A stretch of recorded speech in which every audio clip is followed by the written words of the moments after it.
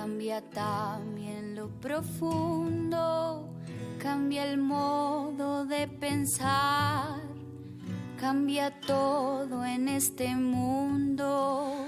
Cambia el clima con los años, cambia el pastor su rebaño, y así como todo cambia, que yo cambie no es extraño.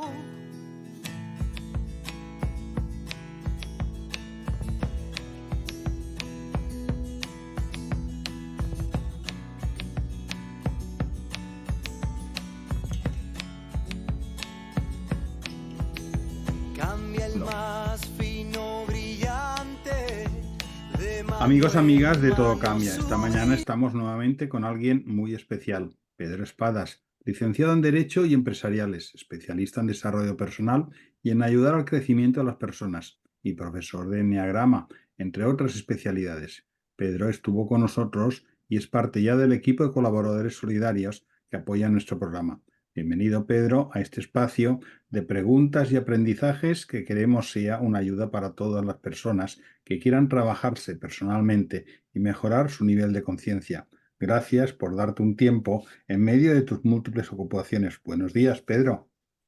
Pues buenos días, y creo que tengo el honor y el placer de inaugurar el 5.º año o la 5ª temporada, o que acabáis de celebrar el 4.º año, ¿no? Así es.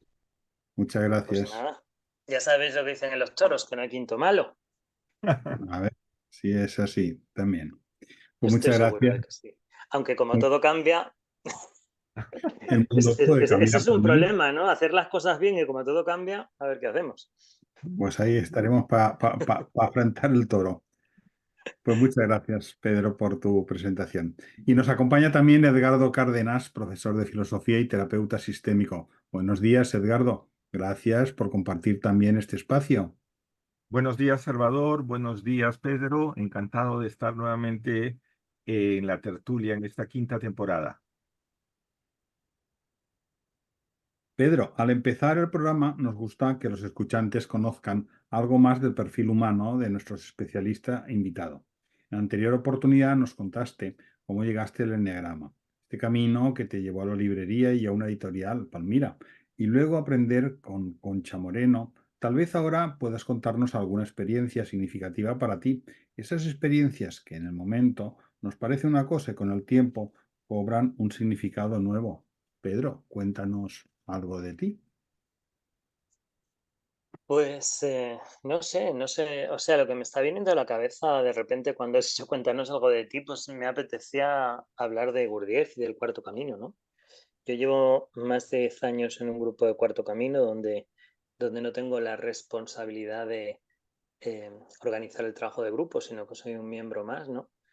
Y, y creo que todos los que estamos organizando grupos necesitamos estar de vez en cuando al otro lado, ¿no? Sentirnos alumnos o sentirnos eh, miembros de los que van a escuchar y de los que se les dan las directrices en vez de los que las dan, ¿no? Porque creo que es muy sano no pensar que hemos llegado a ningún lado. Y eso significa tener cintura y poderte sentar a escuchar a otras personas y darles el papel de docentes a ellos, ¿no? Entonces yo voy todos los jueves a un grupo de Cuarto Camino donde hacemos prácticas del trabajo de Gurdjieff, trabajamos con los textos de Gurdjieff, reflexionamos sobre ellos, hacemos ejercicios y hacemos una cosa que a mí me parece increíble, que son los movimientos. Los movimientos es una práctica corporal en la que intentamos alinear los tres centros, el cuerpo, el corazón y la mente. Y, y yo creo que de todas las experiencias que yo he tenido en mi vida, los movimientos son sin duda las que me llevan a un estado de mayor desidentificación. Es verdad que cuando empiezas la sesión pues estás ahí, lo quieres hacer bien y te acuerdas de lo que has dejado pendiente o de lo que viene luego, pero poco a poco si te entregas hay una energía que te va llevando a otro sitio y cuando cedes y no te resistes, pues es una experiencia de uno mismo realmente muy plena y muy satisfactoria, ¿no? Y poder hacer eso todos los jueves a mí me sigue pareciendo un lujo. Muy interesante. Y el teatro, Pedro, toda tu formación y tu carrera artística te habrá dejado también un gran pozo. ¿Cómo vives el teatro? ¿Qué enseñanzas nos aportas? ¿Es la vida el desarrollo de muchas obras de teatro a la vez? Pues de muchas y de la misma, ¿no? Hay un punto donde nuestro ego tiene esa manera de construirse, que es la historia. Yo soy el personaje que vivió todos estos eventos, ¿no? El protagonista, la mayoría de las veces el que sufrió, aunque también a veces el que consiguió, ¿no? Y esa es una parte que tiene que ver con cómo nosotros nos relacionamos con nosotros mismos, ¿no? Pero a mí la parte que más me ha interesado siempre del teatro, y haciéndolo coincidir con lo que hablábamos del cuarto camino, es la desidentificación, ¿no? Cómo poder entrar en la experiencia de alguien que es muy distinto a ti sin tener que ir sosteniendo todos aquellos atributos que tú crees que te identifican y que te hacen valioso, ¿no?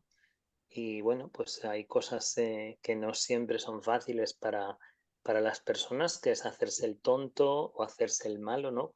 Más que hacerse, convertirse en tonto, convertirse en malo, porque queremos que nos vean buenos y queremos que nos vean listos, ¿no? Y ese entrenamiento de poder entrar en los personajes sin juzgarlos, porque en el momento en que los juzgas, evidentemente, vas a tener rechazo a esa parte, pues también me parece que es una práctica muy sana que nos ayuda a no juzgarnos a nosotros mismos, ¿no? Y a entender que muchas veces estamos forzados por las circunstancias a interpretar un papel, pero que muchas otras veces somos nosotros los que empujamos a las circunstancias, ¿no? Para poder interpretarlo, ¿no? Entonces, funciona en las dos direcciones, pero la idea de, esta idea que yo la primera vez que se lo escuché formulado así era Joe Dispensa, esta idea de que te levantas y creas tu día y te conviertes en quien tú quieres, pues me parece que es muy enriquecedora para lanzarse a fluir con el momento presente sin tener que arrastrar el peso de tu personaje, ¿no? Claro, eso significa deshacerse de lo que te incomoda, pero también de lo que te acomoda. Y, y somos todos bastante conservadores y estamos muy acodados en nuestra zona de confort, ¿no? Pero el poder separarse de uno, muchas veces a lo mejor ni siquiera no tenemos que subirnos a un escenario, ¿no?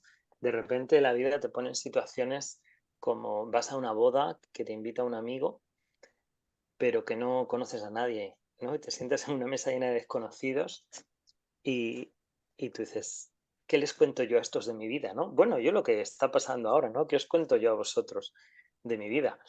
Y a lo mejor, no sé, ¿os imagináis que ahora de repente quisiera confesaros un crimen, aunque no lo hubiese cometido? ¿No? De repente digo, voy a ver qué pasa si juego a ser un poco el asesino. Y inmediatamente, mi crítico interno dice, cuidado, ¿qué van a pensar de ti? ¿Qué van a pensar de ti? Primero, si consigues que crean que eres un asesino y segundo, cuando les digas que no eres un asesino, ¿no? Porque todo el rato el ser humano está pendiente de la mirada del otro, está buscando un reflejo del otro, ¿no? Y el volvernos independientes de ese reflejo es imprescindible para ser un actor libre que construye personajes. Evidentemente, aunque queramos ser libres para entrar en personajes, pues todos los actores tenemos esa necesidad de aplauso, de reconocimiento, ese deseo de vivir emociones intensas y si puedes vivir todas las emociones del mundo en el mismo personaje, pues casi mucho mejor, ¿no? Entonces, todas esas son cosas a las que yo me tuve que enfrentar por profesión cuando trabajaba en el teatro.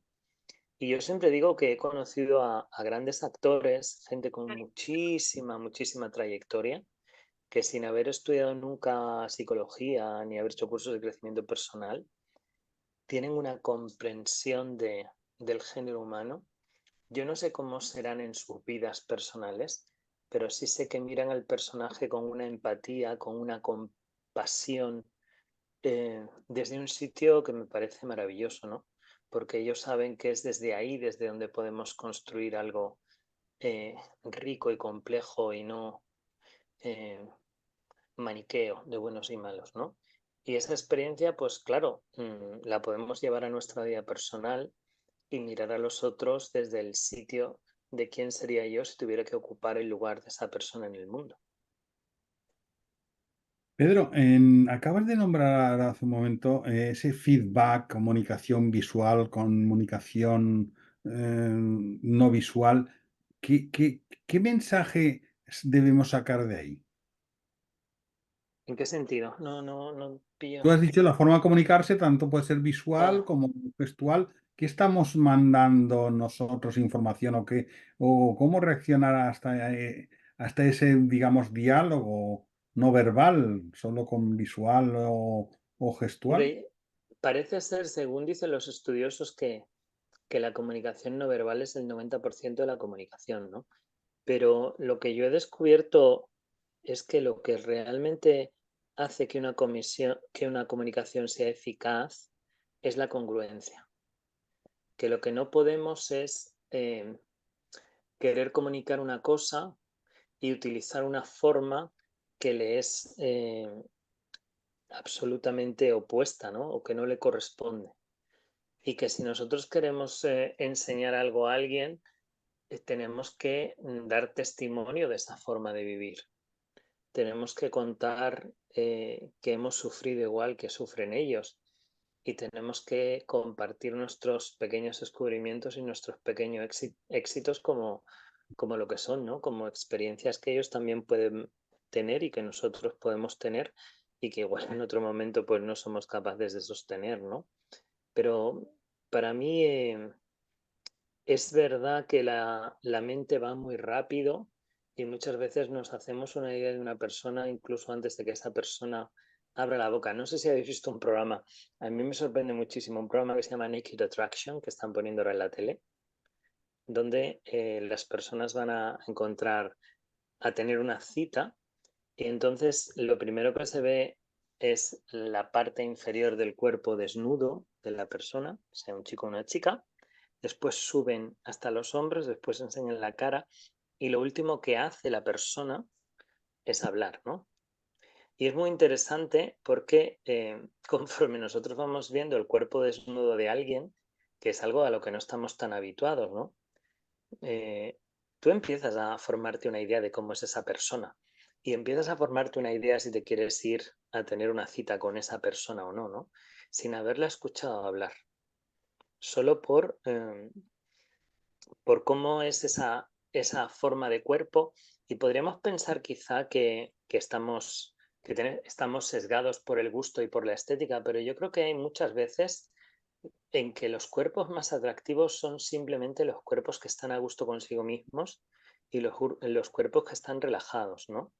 Entonces, cuando tú escuchas a una persona hablar de su vida, si notas que está relajada, si notas que cuando en algún momento habla de una experiencia, pues se conecta con las emociones, pues eso llega muchísimo más que cuando tú encuentras a una persona totalmente en pose, tensa y en control de lo que expresa, ¿no?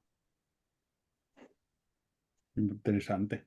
Pedro, muchas gracias por compartir. Las experiencias personales nos enseñan mucho, cada uno, pero nos muestran otros puntos de vista, otras miradas que pueden enriquecer la nuestra. Pedro, en tu experiencia también integras el Reiki.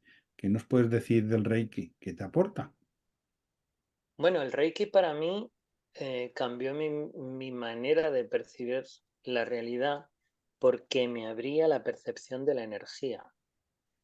Eh, Muchas de las cosas que pensamos, que sentimos, eh, están influenciadas por cómo nuestro campo energético interactúa con el entorno. De repente llegamos a un restaurante o a un bar, que es un bar estupendo, un restaurante caro, todo de diseño precioso. Coges una silla que aparentemente es cómoda y no acabas de encontrar la postura, ¿no? Dices, ¿qué está pasando aquí? ¿Por qué no me puedo relajar en este sitio? ¿Por qué no puedo de repente expandir las costillas al respirar, porque estoy como contraído, ¿no?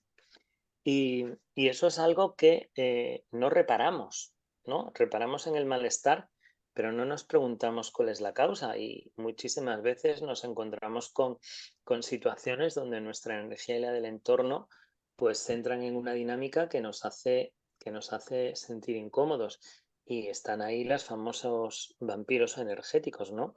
Estas personas que no es que te quieran chupar la energía porque tienen esa capacidad, ¿no? Sino que nosotros somos campos energéticos que se interseccionan y cuando dos campos se interseccionan, pues hay una dinámica entre sus frecuencias y las frecuencias tienden a igualarse. Yo no quiero hablar de que uno tenga mejor frecuencia que otro, pero evidentemente la frecuencia de la alegría y de la relajación no es la misma frecuencia que la del miedo y la tensión. Entonces, cuando tú hablas con una persona que está en un estado muy diferente al tuyo, es posible que esa persona baje tu nivel de vibración sin querer, ¿no? No es que te lo esté haciendo a posta, ¿no? Y entonces te dicen aquello de, uy, es que Pedro es tan buena persona que hablas con él, te escucha y a los 10 minutos te empiezas a sentir relajado, en calma, ¿no? Y tú dices, bueno, pues no sé por qué, pero vamos, me tomo un café con alguien y me he quedado como si me hubiesen dado una paliza, ¿no?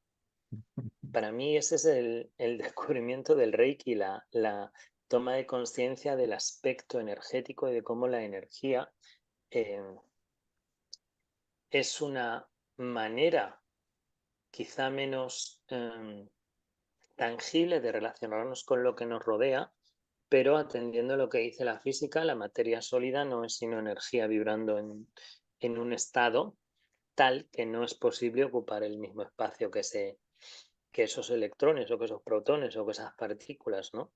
Entonces muchas veces podemos alterar con nuestra intención y con nuestra atención ese movimiento energético y bueno, yo tuve mi época, ahora hace mucho que no practico, ¿no? Pero las épocas estas de estudiar los fenómenos de doblar cucharas y doblar chapas y metales y este tipo de cosas, ¿no? Yo me parece que es un aspecto que todos deberíamos conocer y tenerlo presente, no para convertirlo tampoco en un absoluto, pero que muchas veces te ayuda a conectarte y darte cuenta de cómo está tu campo energético, de cómo están tus chakras, ¿no? Y de lo fácil que es, sin que hayas estudiado Reiki, si sabes dónde están los chakras y sabes que alguno no está funcionando bien, cerrar los ojos y mandar con tu intención energía a ese punto para que se equilibre, ¿no? Que es algo que hacemos todos intuitivamente cuando nos duele algo, cuando nos hemos hecho daño, vamos y nos ponemos la mano, ¿no? Con el tacto lo que estamos haciendo es llevar el campo energético de nuestra mano que está equilibrado a una parte que no lo está y hay un intercambio de energía, ¿no? No voy a hablar de que siempre que utilicemos las manos canalicemos, ¿no? Y el Reiki te ayuda a canalizar, a conectarte con una energía determinada que llamamos Reiki y que es una energía curiosamente más inteligente que nosotros. Y cuando tú te conectas a ella y llevas esa energía a algo material o algo inmaterial, pues lo que estás haciendo es rindiéndote a una inteligencia superior a la tuya, que cada uno puede ponerle el nombre que su sistema de creencias le permita, ¿no? Pero evidentemente en mi experiencia personal eh, podemos afectar con la energía a la realidad. Muy interesante todo lo que has dicho. Pedro, retomemos el enneagrama, por favor. En varios programas hemos transmitido diversas miradas, pero los escuchantes nos siguen preguntando para entenderlo mejor. Pedro, cuando tú explicas qué es eso del enneagrama, ¿cómo lo presentas? Para una persona neófita, para alguien que esté en búsqueda, ¿cómo le puedes ofrecer esta sabiduría? ¿Cómo podemos darle una oportunidad de acercarse a esta gran herramienta? Bueno, el eneagrama, muchas veces cuando yo tengo que explicar, no empiezo por el eneagrama, porque el eneagrama es un símbolo y los símbolos a veces son bien recibidos y a veces son mal recibidos, ¿no? Porque hemos perdido de vista que los símbolos están ahí para conectarnos con lo sagrado, que los símbolos están ahí para comunicar cosas que no son tan fáciles de comunicar, ¿no? Y realmente muchas veces, sin entrar en el crecimiento personal, pues hay gente que es capaz de matar por el escudo de su equipo de fútbol, ¿no? Que no deja de ser un símbolo de unos valores y una manera de representar una visión del mundo, ¿no? Entonces yo empiezo a hablar, antes del eneagrama, empiezo a hablar de que todos nosotros tenemos dificultad para fluir con lo que la vida nos propone, ¿no? Porque nos da miedo, porque nos creemos más listos, porque preferimos otra cosa, ¿no? Y que realmente cuando uno aprende a fluir, aprende a abrirse al presente, aprende a descubrir que el presente es abundante y que tiene todo lo que necesitas en este momento y se lleva todo lo que no necesitas, tu vida se vuelve muchísimo más fácil y muchísimo más disfrutable, porque vamos dándonos cuenta de que lo único que hacemos aquí es acumular experiencias y de cada una de esas experiencias pues vamos adquiriendo aprendizajes, ¿no? Pero hay una parte de nosotros que no quiere aprendizajes porque considera que ya sabe cómo hay que estar en el mundo.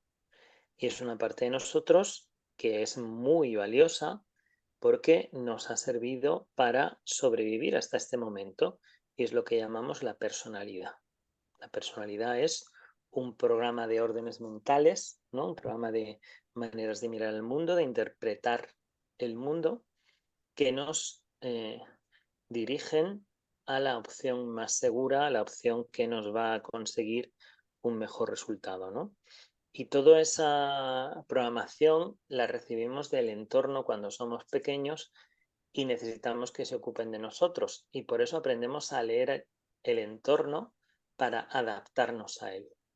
El asunto es que todo eso se va grabando en nuestra mente y cuando la vida nos trae algo que nuestros padres o nuestro entorno nunca ha vivido, que no tiene experiencias y a veces no solo no tiene experiencias, sino que tiene informaciones negativas sobre algo, ¿no?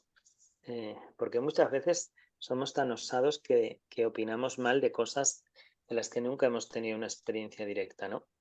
Pues entonces nos cerramos y no queremos fluir. Cada uno de nosotros tiene que descubrir cuál es esa programación que le impide fluir con el presente. Y el eneagrama de la personalidad es un símbolo que reúne la información del eneagrama, que no tiene nada que ver con la personalidad en principio, pero sí tiene que ver con el movimiento de la realidad, con cómo la realidad se mueve continuamente, con 9 formas de no abrirnos al movimiento de la realidad. Entonces, mi eneatipo, mi tipo de personalidad, son las cosas que yo hago para no abrirle la puerta a lo que la vida me trae cada mañana. Porque considero que esas cosas que me trae no van a ser buenas para mí o no voy a ser capaz de manejarlas o me van a traer consecuencias negativas en el futuro en base a la programación que adquirí adaptándome al entorno, porque cuando era una persona que no podía cuidar de sí misma necesitaba ser cuidado por el entorno y para eso era impepinable que yo me adaptara a ellos. ¿Quiere usted fluir con el presente? ¿Quiere usted ser capaz de hackear su programación? ¿Quiere usted salir de su zona de confort y abrirse experiencias nuevas? Pues entienda su eneatipo, que es uno de 9, que es la programación que se lo impide. Pedro, como todo, cada cosa llega en el momento oportuno. Desde el eneagrama, ¿qué caminos se recorren? ¿Qué alternativas se abren? A una persona que empieza este camino, ¿a dónde lo lleva? Pues los caminos solo son caminos, ¿no? Y entonces a veces la gente que va por los caminos también se tropieza. Yo no sé a dónde le lleva. Yo sé a dónde el camino apunta, pero también conozco personas que se han perdido, ¿no? El camino del eneagrama apunta a un estado de mayor consciencia en el que estamos desidentificados de nuestros patrones.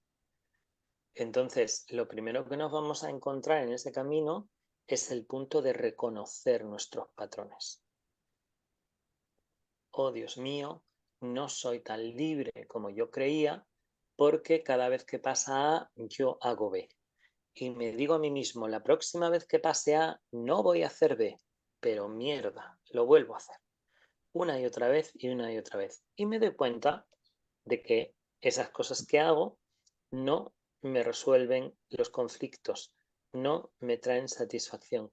Sin embargo, me traen una cosa que es importante para nosotros cuando no tenemos la autoestima sólida. Nos traen sensación de que estamos haciendo las cosas a nuestra manera.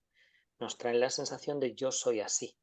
Y como todos tenemos ese vacío de pensar que necesitamos ser algo porque no estamos conectados con nuestro auténtico valor, pues el saber que yo soy así, el saber que a pesar de que mis comportamientos no me traen satisfacción, yo estoy haciendo las cosas a mi manera, pues nos trae cierta satisfacción, ¿no?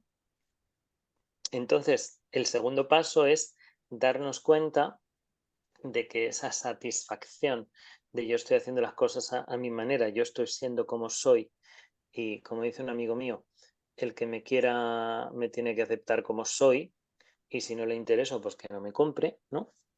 Lo que nos supone finalmente, más que una afirmación, es una hipoteca. Todos estamos hipotecados con ese personaje que es de esa manera y que cuando me reflejan que soy así, me siento bien. Y entonces empiezo a trabajar en dos sentidos, ¿no? Empiezo a intentar variar mis comportamientos e intentar preguntarme qué hay debajo de esas ideas de que yo soy así. Y conforme vamos descubriendo que las ideas de yo soy así muchas veces nacen de una comprensión distorsionada de nuestro pasado, nacen de experiencias que no son como nos las hemos contado, nacen de informaciones que nos han dado personas a las que respetábamos y admirábamos tanto que no pudimos cuestionarlas, pues empezamos a buscar lo que hay por debajo de eso que sí tiene que ver con nuestro auténtico valor, ¿no? Nuestro auténtico valor es la capacidad de experimentar, como decía antes, la capacidad de aprender. Y mientras hacemos este proceso, pues vamos en paralelo abriéndonos a desplegar otros comportamientos distintos de aquellos que nos eran habituales a pesar de no traernos satisfacción y de no resolver nuestros conflictos. Y entonces empezamos a hacer lo que en el mundo del eneagrama se llama subir por los niveles de consciencia. Subir por los niveles de consciencia nos hace que seamos personas más libres, que seamos personas más auténticas, que seamos personas más compasivas. Y ese es el camino en el que nos movemos, sabiendo que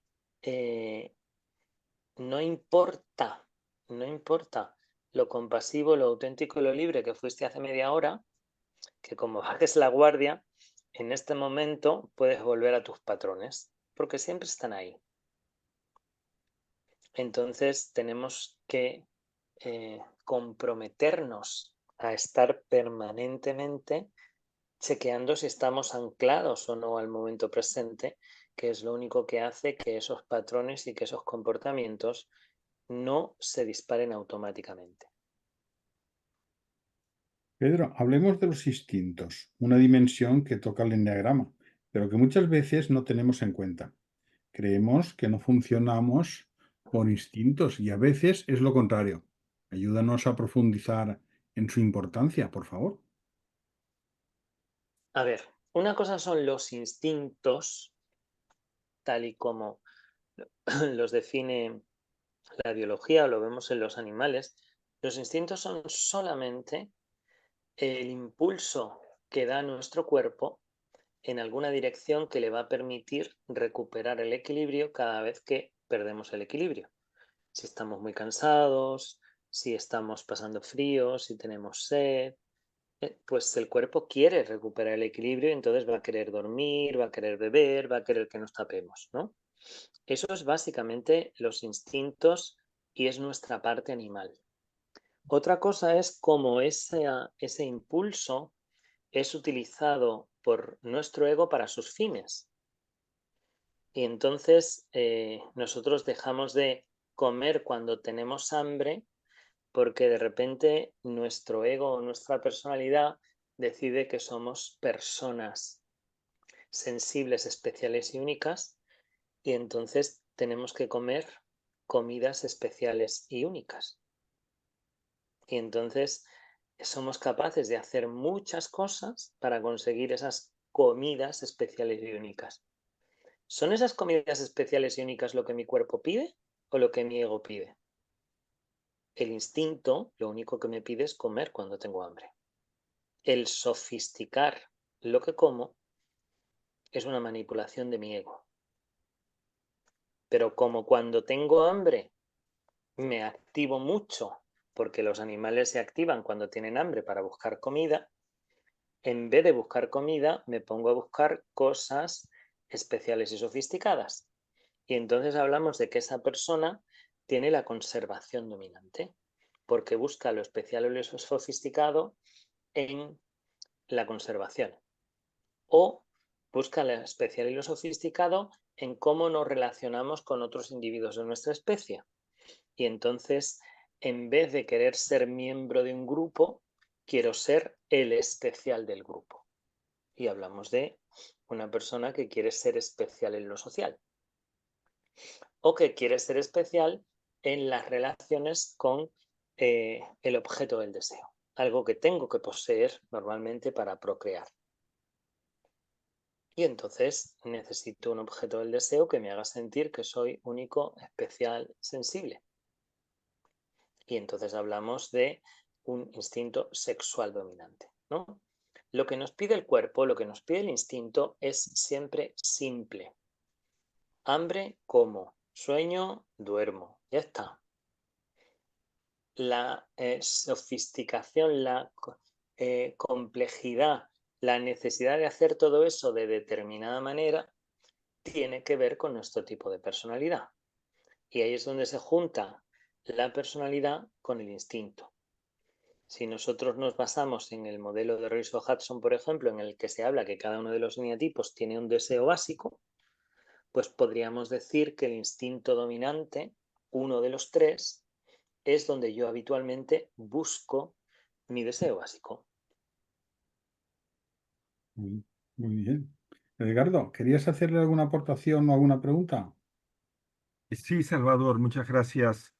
Eh, Hay algo muy interesante que me queda dando vueltas en todo lo que nos has ido mostrando, eh, Pedro, es el tema de la desidentificación, ¿no?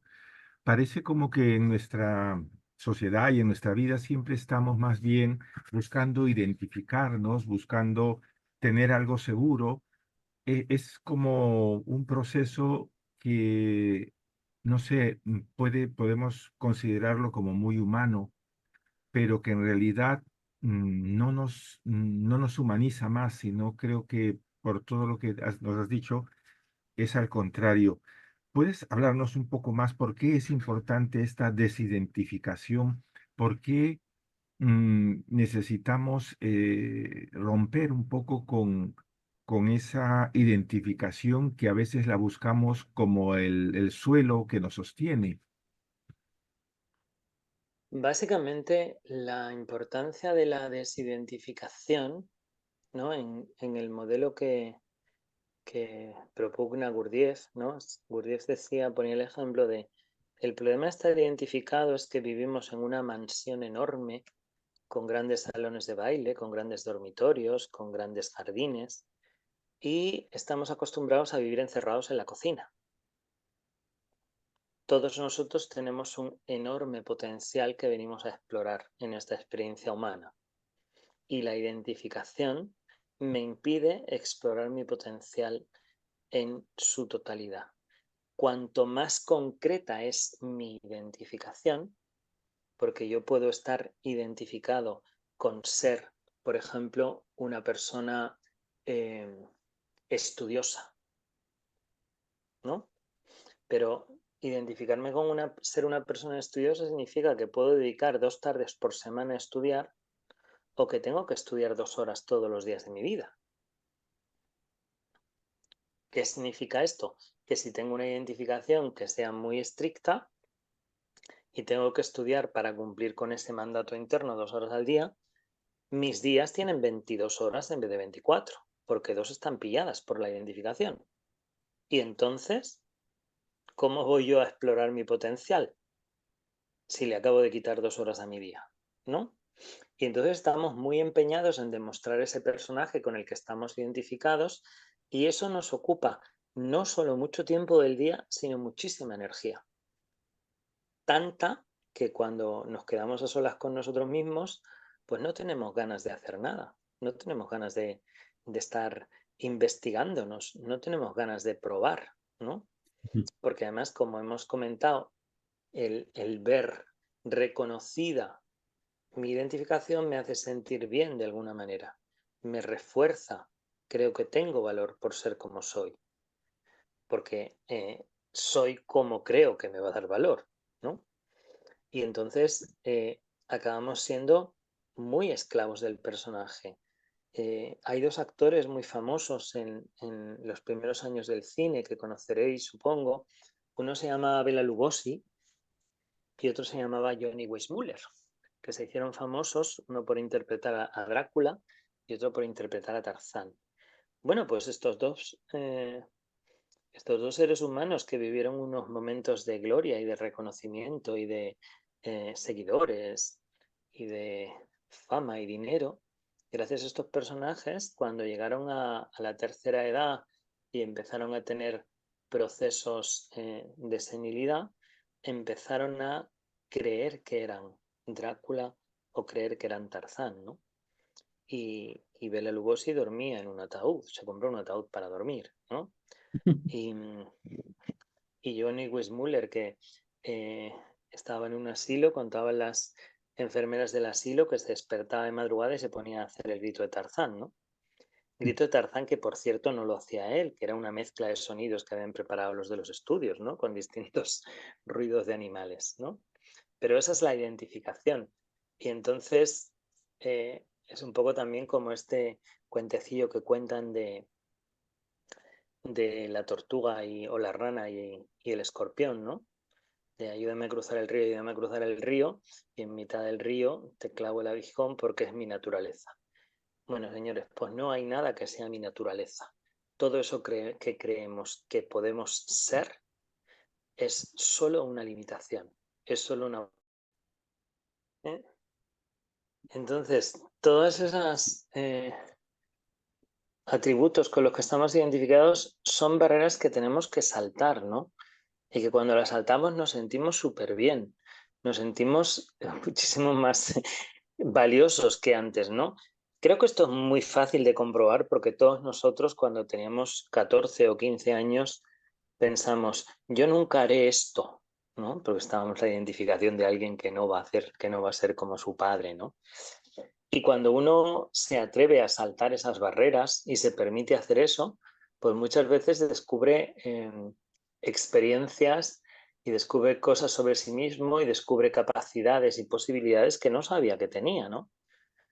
Entonces, para mí el trabajo de desidentificación es fundamental para esto que hemos dicho de explorar todo nuestro potencial, que es tan infinito que no acabaríamos nunca, si tuviéramos todo el tiempo del mundo, no acabaríamos nunca de descubrir, ¿no?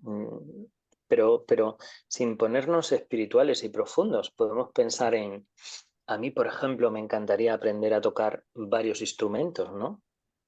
Pero de repente aparece una voz en tu cabeza que dice, ¿tú cómo vas a estudiar piano ahora que ya tienes no sé cuántos años?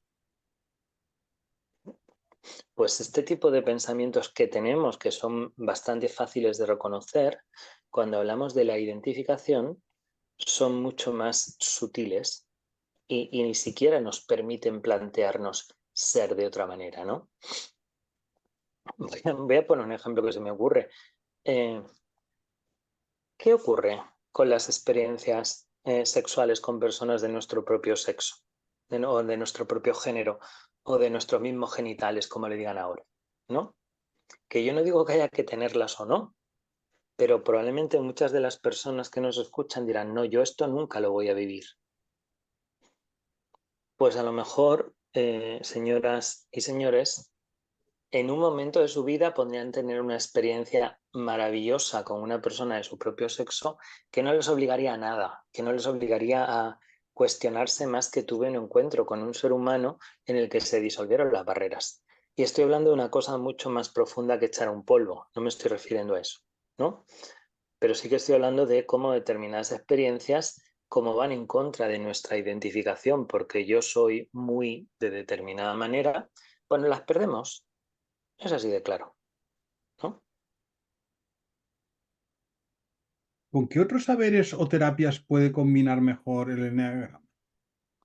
El eneagrama combina con todo, porque el eneagrama solo es una forma de mirar la realidad conforme a 9 lentes. Entonces, cada vez que nosotros podemos coger cualquier campo de conocimiento y colocarlo en el eneagrama, adquirimos una mayor comprensión de ese conocimiento. Ese es el regalo que nos hace el eneagrama. Pero no es que lo podamos... Yo lo que recomiendo es que cada uno lo combine con lo que le gusta, ¿no? Entonces, si uno quiere trabajar los eneatipos desde la biodanza porque le gusta la biodanza, fantástico. Si otro quiere hacerlo desde el psicoanálisis, que lo haga desde el psicoanálisis. Si otro quiere hacerlo desde la astrología, que lo haga. El eneagrama se presta a todo eso y aporta a todo eso una mejor comprensión. ¿Por qué? Porque divide en 9 la realidad y nos permite desmenuzar las diferencias entre esas 9 secciones de la realidad, ¿no? Y en ese sentido es muy enriquecedor. Muy interesante todo lo que nos estás contando, Pedro. Háblanos de los mecanismos de adaptación. Son experiencias que nos marcan, pero que se van haciendo casi inconscientes. Bueno, todo lo que a nuestro ego le conviene se acaba volviendo inconsciente. Claro, hay cosas, y ahora estamos revisando mucho la psicología por la idea del trauma, ¿no? Que todo lo que no somos capaces de manejar pasa al inconsciente, ¿no? Y probablemente todos los mecanismos de adaptación surgen en momentos en que nos sentimos amenazados, ¿no? Si eso es así y, y para poder manejar la amenaza tuvimos que mentirnos a nosotros mismos sobre la realidad, tuvimos que reinterpretarla, tuvimos que contárnosla de manera que nos sirviera para seguir viéndonos como queremos vernos a nosotros mismos, pues evidentemente no quiere el ego que le descubramos la trampa, ¿no? Y entonces lo que hace es colocarse por debajo y mover sus cuerdas como las marionetas, ¿no? Entonces muchas veces no sabemos por qué en una situación concreta empezamos a sentir ansiedad. Y eso tiene que ver con que esa experiencia, esa situación concreta nos recuerda una experiencia en la que funcionó uno de esos mecanismos para tapar el trauma, ¿no? Y lo bonito de todo esto es saber que debajo de cada una de esas experiencias tenemos la posibilidad de recuperar esa parte de nosotros que se quedó bloqueada y convertirla en un recurso.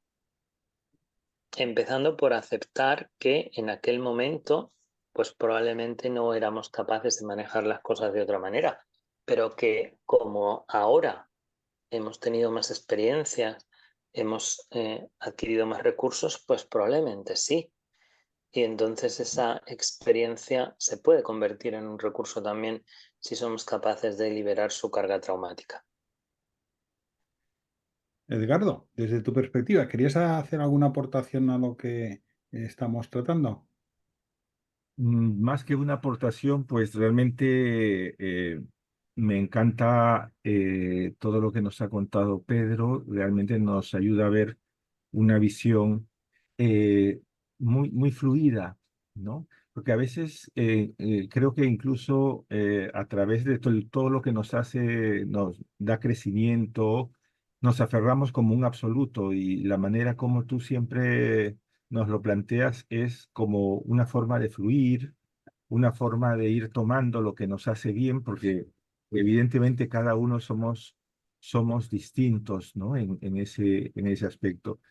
Y creo que lo que me gustaría un poco también que quizás nos dijeras tú, para ti, realmente, ¿cómo lo vives o cómo digamos, cuál sería tu imagen, digamos, del eneagrama, de su funcionamiento? Porque hemos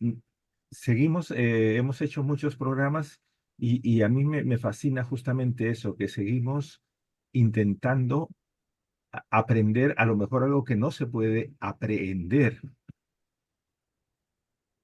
Yo creo que hay usos del eneagrama que están por descubrir. Y por lo tanto yo de lo único que puedo aprender y lo único que puedo aprender es aquellas veces que uso el eneagrama y que hace que la experiencia sea diferente, pero no llego a más. No llego a más. Si yo me colocara aquí delante del micro a decir lo sé todo sobre el eneagrama, probablemente aparte de estar mintiendo, estaría aburriéndome del eneagrama. Y como soy un N tipo 7, aburrirme del eneagrama sería evidentemente una sentencia de muerte de la que no nos podríamos recuperar, ¿no? No habría vuelta atrás. ¿Qué hago yo si me aburro con el eneagrama? Entonces el eneagrama tiene la virtud de que todavía me sigue sorprendiendo. Pues no sé, este año con mi amiga Victoria Cadarso hemos desarrollado una aplicación del eneagrama para salud mental, ¿no? Y eso estaba ahí, y yo ni siquiera sabía lo que era la salud mental, pero te vas informando, vas cogiendo trocitos de información y de repente cuando los colocas en el símbolo y los colocas en el lugar acertado, ese conocimiento cobra otra dimensión y entonces de repente tienes algo que aportar, ¿no? Para mí eso es el eneagrama, es una herramienta que te ayuda a tener una mayor conciencia de... Es como si el rey Midas lo convertía todo en oro, el eneagrama lo convierte todo en consciencia. No sé cómo llamar a eso, a ese mecanismo, pero eso es lo que os puedo contar. Esa es la imagen del eneagrama. No puedo contaros otra cosa. Una pregunta me ha venido al pensamiento, Pedro. ¿Qué consejo darías tú de filosofía de vida para cada uno en particular que deberíamos de tomar? Uy,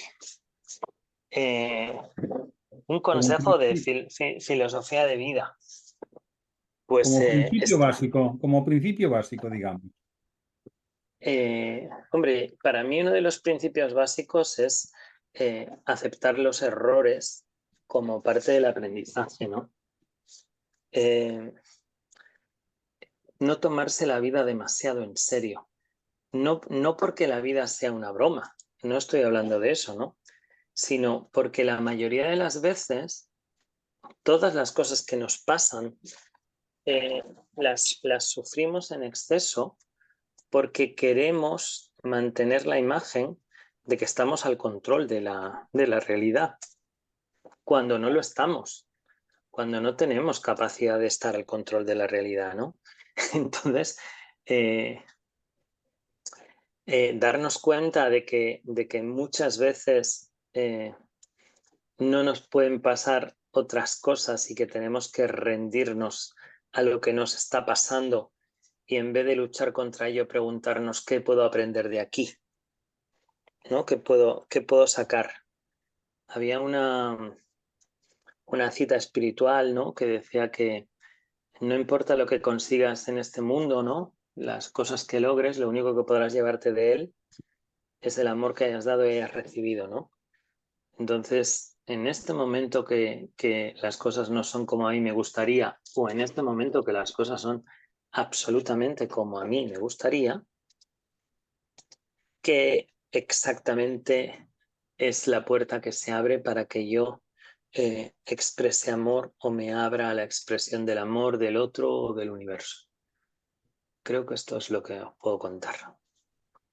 Muchas gracias. Pedro, el tiempo nos ha ganado una vez más cuando estamos a gusto. Queremos dedicarte esta canción como manera de agradecerte tu interesante colaboración en el tema de hoy. Un placer. Pedro, antes de terminar, para nuestros amigos que quieran profundizar para sí o para su vida laboral, ¿cómo pueden ponerse en contacto contigo profesionalmente? ¿Qué ofreces a quienes estén interesados en profundizar y utilizar el enneagrama? ¿Y qué les dirías a los escuchantes como resumen de esta amena charla? Pues, a ver, yo lo que les diría es que si tienen inquietudes, que busquen y que confíen en su instinto, y que muchas veces un mal profesor enseña más que un buen profesor, porque al buen profesor no lo valoramos hasta que hemos tenido uno malo. Yo ofrezco cursos, soy profesor, no sé si soy bueno o malo, hago un montón de cursos, doy muchísimas horas de formación diferente. Mi página web se llama Enneagrama para Autoconsciencia y mi mail es enneaconsciencia@gmail. Yo me resisto, siendo tan fácil de encontrar en Google, a tener que contar nada más sobre los cursos. El que quiera que me busque, que me escriba, ¿no? Decía Claudio Naranjo que a los verdaderos buscadores, que son los que nos interesan, tampoco ve que ponérselo tan fácil, ¿no? Muy interesante. Gracias, Pedro, por estos aprendizajes que nos has transmitido y por tu tiempo, que sabemos de tus múltiples ocupaciones. Esperamos que continúes con nosotros y que podamos tenerte en más programas para seguir aprendiendo del enneagrama. Muchas gracias Pues de todo corazón. estos Amigos, cafecitos que nos tomamos por la mañana nos van muy bien para luego seguir el día ya enfocados. así es. Amigos, amigas de Todo Cambia, Pedro Espadas, enneagrama para autoconciencia, un profesional que acompaña a las personas en su proceso de autoconocimiento. Me gustaría finalizar con esta frase de Claudio Naranjo. Para Hola, conocer Peter. más profundamente a una persona, no le preguntes qué No, piensa, pregúntale estoy muteado. qué ama.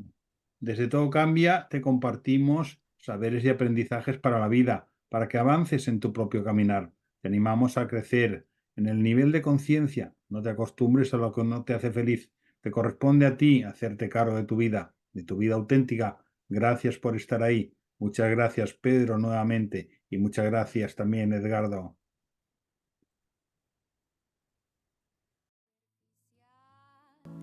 Cambia también lo profundo, cambia el modo de pensar, cambia todo en este mundo. Cambia el clima con los años, cambia el pastor su rebaño, y así como todo cambia, que yo cambie no es extraño.